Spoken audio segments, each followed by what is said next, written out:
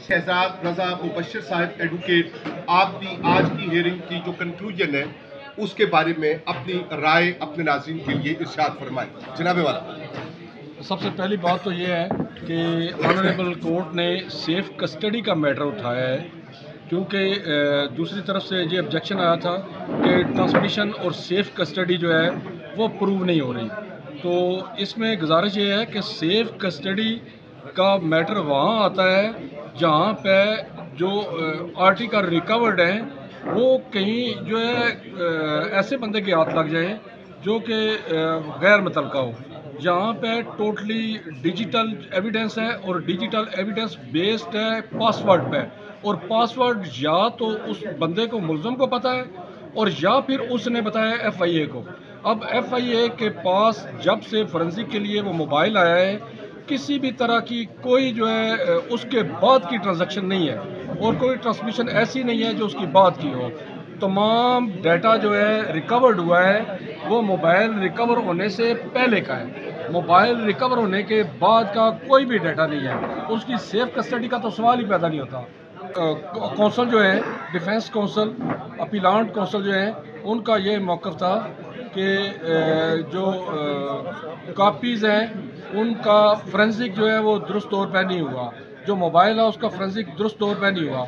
अब जो फेडरल की एजेंसी है फोरेंसिक, तो उसका फेडरल की एजेंसी से ही होना है। जो भी डॉक्यूमेंट, जो भी आर्टिकल्स रिकवर हुए हैं, जो मोबाइल रिकवर हुए हैं, उसको किसी दूसरे में सूबे में तो भेजा नहीं जा सकता। उसकी कंसर्न लेबॉर्ट्री जो है, कंसर्न लेबॉर्ट्री ही ऑथोराइज लेबॉर्ट्री है और कंसर्न लेबॉर्ट्री में ही भेजा गया है। तीसरा उनका मौक़िफ़ ये था कि जो राव अब्दुल रहीम साहब हैं वो भी विटनेस है।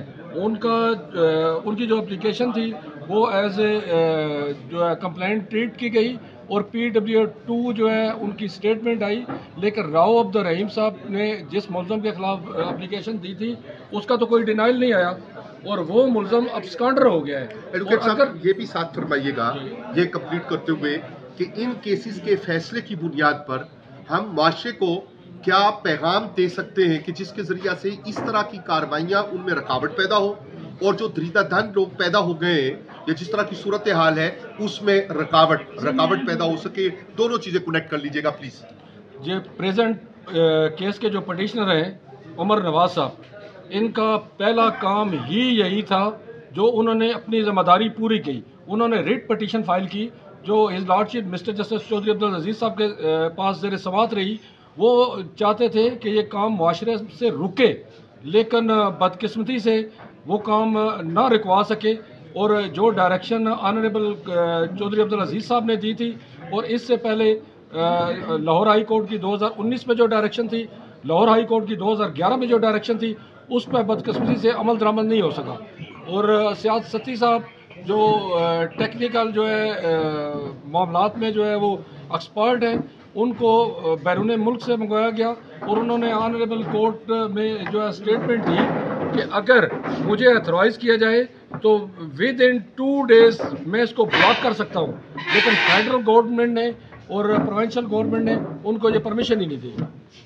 तो ये फरमाइएगा कि ये जो इसका एक साथी एब्सकॉन्डर मुल्ज़म है अहमद फयाज सत्ती, तो इसका एब्सकॉन्डर होना क्या ये भी इस बात पे जाहिर नहीं करता कि ये दोनों लोग इस ब्लास्फेमी में मुलव्वस थे और वो इस खौफ की बुनियाद पर उसने मुल्क छोड़ा? जो भी उसकी कार्रवाई है इंटरपोल के जरिए वो तो साफ जाहिर है अपने वक्त पर मुकम्मल होनी है, लेकिन इसका क्या असर पड़ता है वाजिद ज़रीन के मामले पे? बड़ा अच्छा सवाल है आपका। सबसे बुनियादी बात यह है कि मुल्ज़म ने जो अब्सकॉन्डर हो गया और ये मुल्ज़म, इन दोनों ने ना तो सिम की ऑनरशिप से डिनाई किया, ना मोबाइल की जो है ऑनरशिप से डिनाई किया और किसी भी मरहले पे इनका कोई जवाब नहीं आया, इनका डिनाइल नहीं आया। और 342 की स्टेटमेंट इनकी मौजूद है जिसमें इन्होंने इनकार नहीं किया कि ये मोबाइल मेरा नहीं है और ग्रुप का मेंबर मैं नहीं रहा हूँ। और जो मुल्ज़म अब्सकॉन्डर हुआ उसका भी डिनाइल नहीं आया, सिम उसके भी नाम है और जो टेस्ट है और टेक्निकली वो भी फोरेंसिक टेस्ट जो है वो भी पॉजिटिव आया। जी बहुत शुक्रिया जनाब, बहुत शुक्रिया जी।